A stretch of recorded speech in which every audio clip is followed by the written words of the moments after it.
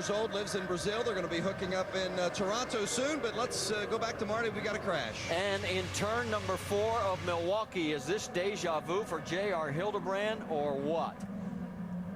Now, Marty, he was obviously having Tony Kanaan go past him.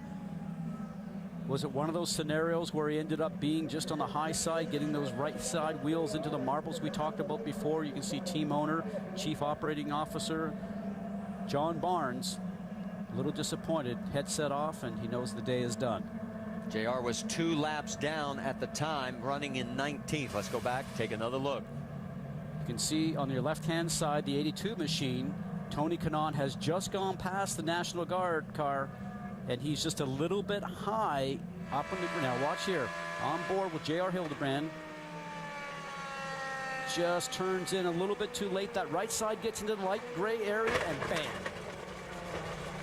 No opportunity. As I always say, you become a passenger at that point in time. It seems like eternity when you're sitting in the car. Happens very quickly. Had that happen in my career. Ugly feeling. Well, they're all smiles right now. One guy who is not is EJ Vizo. How about it, Jamie Little?